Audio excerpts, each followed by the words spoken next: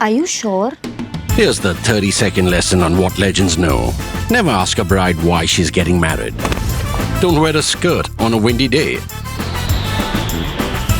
Deodorant is not a shower.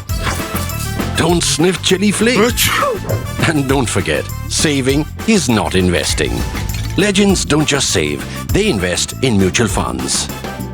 Mutual fund investments are subject to market risks. Read all scheme-related documents carefully. There's been an important news break on the defense side, on defense preparedness side, and also Make in India side, with the Cabinet Committee on Security giving its approval to the initial plans for the development of the AMCA, or what stands for Advanced Medium Combat Aircraft. This is a kind of an acronym for the Indian 5th generation fighter aircraft. Now, what exactly this is?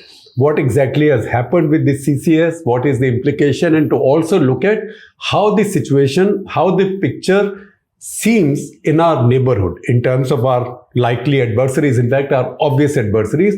I have with me Snehesh Alex Philip, who's our defense editor. So he's here, he will do most of the talking. Snehesh, what exactly has happened now? See, what has happened is that last week the CCS headed by Prime Minister Narendra Modi has gone ahead and given the clearance for it's worth about 15,000 crore rupees for the design and prototype development of the AMCA. Now, what is AMCA? AMCA is India's 5th generation fighter program. The first prototype is expected to be out by 2026-27, and then it would take about 4 years of flight trials. So at any given, realistically, an induction of AMCA into the Indian Airforce would start by maybe the mid-2030s. Mid-2030s. That's a long time away. Yeah. Now, before I go into what exactly is a 5th generation fighter aircraft, we'll come to that. How much of a gap will it leave us between us and, say, China? China already has a 5th generation fighter aircraft, the J-20. Yes. May not be the best in the world, but it is a credible 5th generation fighter aircraft. It has a J-31, which pretends to be a 5th generation aircraft, but is not. Well, as you rightly mentioned, the J-20 is a 5th generation fighter aircraft. So after the US, it's the Chinese who have it. The Chinese already have about 200 of them in its arsenal. They have also embarked on this J-31 project, which will eventually become they call it the 5th generation fighter aircraft, but a lighter, cheaper version. This was mainly intended for the export market. So FGFA light. FGFA light. Or a diet FGFA. Or a diet FGFA. Well, that's one way to look at it. This, as I said, this is mainly for the export market. But now the plan is that this J-31 would eventually start operating from, it's meant for their Navy. So it will start operating from their aircraft carriers. So that is the one that Pakistanis have boasted about. The Pakistani air chief said recently, early this year, that they were going to buy the J-31 on Jan 3rd, the Pakistani Air Force chief, while at an event, he mentioned that they are in talks with China for this J-31s, and he said it would be in Pakistani Air Force very soon. That's what he said. Now, because it's still not in production. So how the soon can vary from, 2 years from now to maybe 5 years from now. But given the fact that the Chinese already have J-20 in production and in use, a scaled down version will not be that much tougher to produce. Yes, a scaled down version would not be tougher to produce, but they have some issues with the engine. See, what I think will eventually happen is that the Chinese will come out with a version of the J-31. They would give it to the Pakistanis to use it, and the Chinese will keep, progressing, will come out with modifications on the aircraft that the Pakistanis would use it extensively. So in fact, when I read this about J-31 and you explained to me that this is like a scaled down version, actually the history in the subcontinent is that air forces don't like to buy scaled down versions. And one of the things I keep in my room, or I brought it from my home, is this model of F-20 Tiger Shark. Northrop used to make it then in Indian Air Force livery. So they made a similar one. I found a similar model in Pakistan Air Force livery. So they prepared this, they built this, built it as a scaled down or a diet F-16 in 1986-87. Okay. And they were plugging it to both air forces, telling each air force how this would devastate the other one. But no air force bought it because Indian and Pakistani air forces don't like to buy anything that is described as scaled down. They want to buy top of the line. So you think Pakistanis are okay to buy a J-31 right now? Well, viewers, this is an interesting aircraft. I thought since you were showing it to me, you should also see it. It says F-20 Tiger Shark. Nobody bought it because with the Indian flag on it. With the Indian Air Force livery. So Northrop made it hoping that either the Pakistani or the Indian Air Force will buy it in mid-80s. I think that's around time Caspar Weinberger came to India also, which was a rare Secretary of Defense visit those days. So will the Pakistanis buy this J-31, you think? See, the Pakistanis will of course go in for the J-31. The Air Force Chief, it's not a source-based information, it's the Air Force Chief who's announced it. So Pakistanis are going for it. The reason why Pakistanis are going for it is that Pakistan is going to get whatever you might, the Chinese call it the 5th generation. Maybe it doesn't have the stealth features as one would presume a 5th generation fighter aircraft to have. But the fact is that at the end of the day, this is an aircraft that has been given by China. They already operate two Chinese aircraft. This would be seen as a replacement for the F-16s, by the way. The earlier F-16s that would eventually be phased out because the F-16s would see limited upgrades by the Americans. Because Pakistanis right now have F-7s and JF-17s. The JF-17s and the J-10s. And the J-10s. Yeah. But all of those are having engine issues. All of those have engine issues. For example, about a year and a half back, the entire fleet of the JF-70s had actually come down to its standstill because of lack of availability of the spare parts. But I think that's an issue which has been now being taken care of. Yeah. So you think there'll be a situation where India will have a negative gap? Well, India negative capability gap.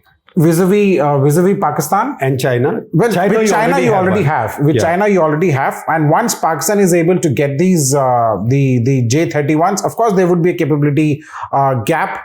As I said again, if you speak to many of the people in the aviation experts here or within the Air Force and outside, they keep telling you about the fact that this is not exactly a 5th generation aircraft, the J-31. It's a much scaled down version. But the fact is that this would be much better than, let's say the 4th generation aircraft, or would be comparable to the 4th generation aircraft that the Indian Air Force or Rafale, which might be called 4.5 generation. Well, Rafale if it gets all the bells and whistles on it. If it gets all the bells and whistles, as I mentioned, they went in for limited numbers of the J-10s as an answer to India getting the 36 Rafales. So the Pakistanis, have played the game well. India has to worry about not just Pakistan. India has to worry about China, then a lot of other things where Pakistan is very India focused. So whatever. Because Pakistan Air Chief said something else that was interesting. He said time has come to not focus on the numbers and go for technology and go for force multipliers. So you think Pakistanis are now embracing this doctrine of having fewer numbers but better quality? Well, better technology. That is exactly what the Narendra Modi government is also telling the Air Force and others. Whenever you speak to them, they say that, while yes, we talk about squadron strengths and all. For example, the current requirement sanction strength for the Indian Air Force is 42 squadrons. And for a two-front war, it goes up to about 44 or 45 squadrons. But one will really have to look at, the Pakistanis are looking at from a capability perspective rather than just numbers. But at the end of the day, the numbers are also important. For example, we've gotten 36 Rafales as an immediate stopgap arrangement. But the fact is that the Air Force still needs more fighters.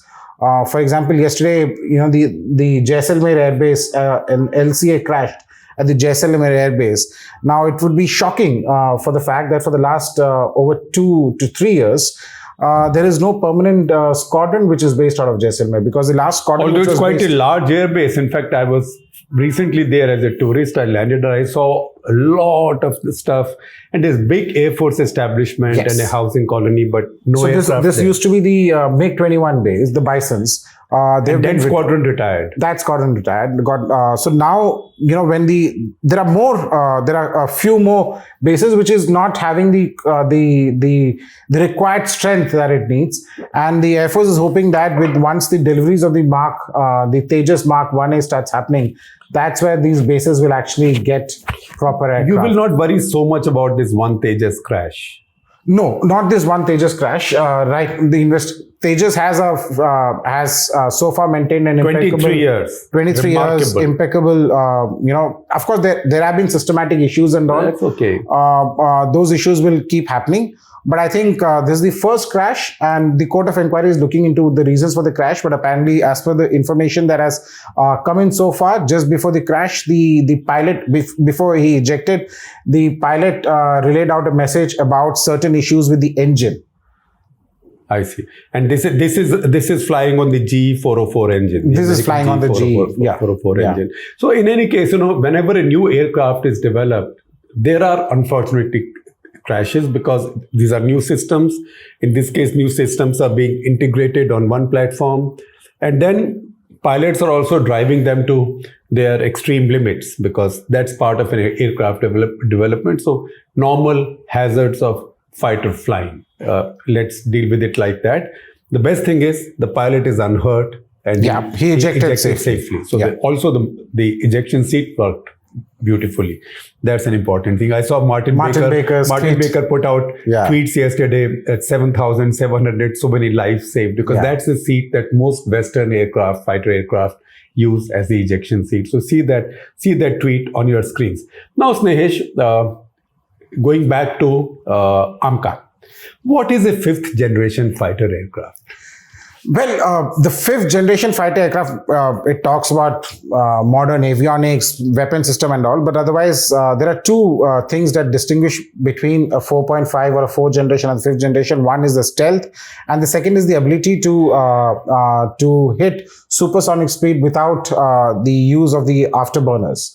You see afterburners when a plane picks up speed, a fighter plane, you see those big flames that follow its exhausts. Yeah, so these are the two main points that distinguish between a 5th generation fighter aircraft and others. But the fact is that the 5th generation would come with better weapon system. It has a more integrated software and computer system. The pilot doesn't have to worry about a lot of things while operating the aircraft while he's flying. It also has a sizable internal weapons bay. Yeah, it has the internal weapons bay because of the stealth, right? Because it needs to have the minimum radar signature that is available. If it's got weapons hanging on its hard points, then that will increase the radar signature. Exactly. So this has an internal weapons bay, so it is difficult to be spotted by enemy radar. So the whole idea is to design it in such a way and to have internal systems so that it's able to evade the enemy radar. So as we are talking, you will see on your screen the current in-service 5th generation fighter aircraft, the F-22, the F-35, the two American aircraft, and also the Chinese J-20. All of these are now flying.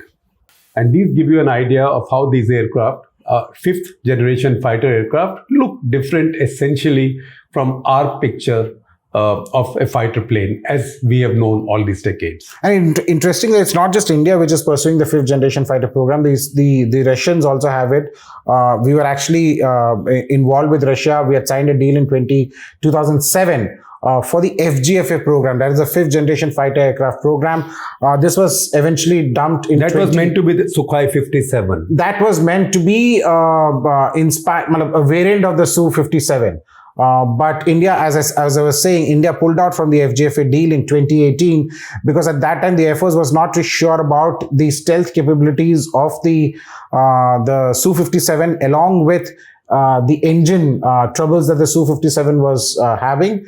And this was again the same time around when the whole AMCA project also came to be envisaged, around the time when the FGFA deal was signed. So if you go by the official figures till about 2015, India had already spent about 1,500 crores on the design program for the FGFA, which we eventually pulled out in 2018. So if India goes ahead with this AMCA program, as we hope it works out, then the first lot will be powered by the new GE engine, GE 414. Because Tejas has 404. Next edition is 414. 414. The Tejas Mark II, which has been spoken about, as well as the AMCA. The prototypes will of course be the GE F414 engines, which produce about 98 kilonewtons of power. But that is the prototype and the first lot. But eventually, the plan is to have a indigenous engine. Now, when I say indigenous engine, this would be actually designed and manufactured by the GTRE of the DRDO along with a foreign entity. Now, here the India has still not decided on which foreign engine maker it would be, but the competition is between Safran of France, then you have Rolls-Royce of UK, and of course GE are also in talks with the DRDO for the joint design and development, which would be more powerful than the 414. Yeah, but by that time, what is the possibility that GE itself might have a more powerful version of the same engine? Well, to have a more powerful version of the same engine would be a bit difficult because right now it is at 98. What India is looking at is 110. So there is no engine which currently has that much of power. So it has to be a new engine that will have to be designed and developed. But of course, it would be inspired from the previous generations, of course. Because India and the US at last visit by Prime Minister Modi to Washington, in the new agreement, they did sign up particularly on engine technology transfers. Yes, but that was more related to the 414 that would be developed. That would be developed. So tell me, Snehesh, if I look back at our history of military aviation, almost at many crucial points, we found that we've been much bigger than Pakistan, but Pakistan has managed to keep some kind of a technology edge. In 1965, they could fight at night. We could not. They had air-to-air missiles. We did not have them. And they had them not just on F-104 starfighters, which were fewer, but also on many of their F-86 Sabres. So Indian fighters had to presume that the rival had missiles, whether it had it or not. 71, we were okay because we had the MiGs, but the Pakistanis held back their Mirages then in reserve, which at that point were a little bit ahead. 2008, 26/11 happened. Once again, India realized the Pakistani missiles outranged India's because the first AMRAAMs had come in.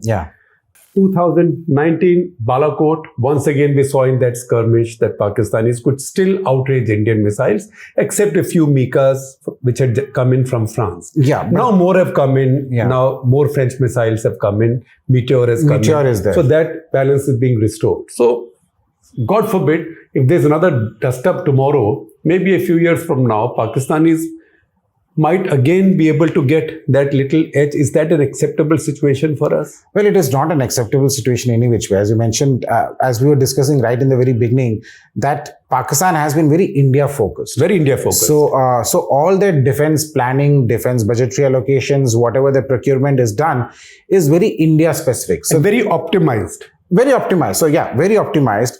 And they are looking at, the ability. They are not looking at ability to strike first.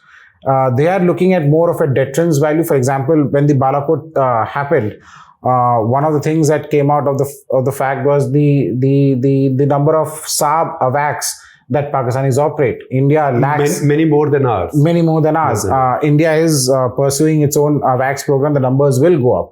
But the fact is that the Pakistanis were ahead of us in planning. Of course, the counter to that is that Pakistan is a country that is ruled by the military and there is no one. And India has a very bureaucratic political system under which procurement will take years, unlike in Pakistan. Well, after 10 years of Mr. Modi, I think that excuse is now beginning to go. And that has to change faster. Absolutely. Because technology matters. In today's warfare, one who sees the other first wins. And that's why I'll take you back to Kargil. In Kargil, India had the missile edge because the new Squires had come in, very few, but even the MiG-29s, the Indian missiles outranged Pakistan's missiles. And that's one of the reasons Pakistan Air Force never got up in the air during the whole Kargil situation. Yeah. So that for a big power like India, for a big economy like India, India can't always wait for something to come up 10 years or 15 years from now. Isn't it? So Yeah, absolutely. So these gaps are avoidable. These gaps are avoidable, and these gaps are also concerning. I still remember when the whole Balakot incident happened, and we did this story at the anniversary of the thing that the Indian Air Force continues to be outranged by the Pakistan Air Force. Not many really liked what was the fact. But that was the fact. Now the situation has again changed, as you mentioned, with the meteors coming in. And also with the indigenous development of the air-to-air Astra missile. There is a longer version. There's a longer version of Astra which is already under development, which will come about in the next few years. But the fact is that the outrange system, that the ability for the Pakistanis to outrange us is no longer there. Well, I mean, so this is a case of, you can call it cat and mouse, or if I may use a Hindi metaphor, to dal mein paat, right? It's a bit like that. So this will go on, hopefully, with so much happening now at home, and make in India should catch up in the course of time. Unless you've already acted on something I said in the previous episode of Clutter, Friday evening. If you are in Bangalore, if you are a subscriber, paid subscriber of ThePrint, you would have received an email from us giving you a link where you can register to attend a cocktail evening where I have a conversation with Nikhil Kamath, co-founder of Zerodha and serial investor, and a very interesting person. We have limited seats, so we can only take the first 15 or 20 on first come, first served basis. This is open to all paid subscribers of ThePrint who've got emails from us. If you haven't, please let us know on the feedback platform, and we will immediately rectify this. For those of you who may not yet be paid subscribers on ThePrint, although I wish you would become that, for those of you who as of now are members, paid members of our YouTube channel, that is this channel, we don't know you, we don't have your addresses. So please, if you want to attend this is open to you as well, you are invited. If you are in Bangalore, you want to attend, please write us your email in the responses column, in this responses section, or in the comment section of this video, and one of my colleagues will get back to you and send you the link to register for this event. So please do come in. If you are a member, or if you're a subscriber, if you're a YouTube member, or if you are a website subscriber, and if you aren't one, please do so, because these evenings will now go from city to city, and soon enough we will come to your city as well. It can be Mumbai, it can be Hyderabad, it may be Chennai, Pune, anywhere, Amritsar, Chandigarh. We will now be taking this from city to city.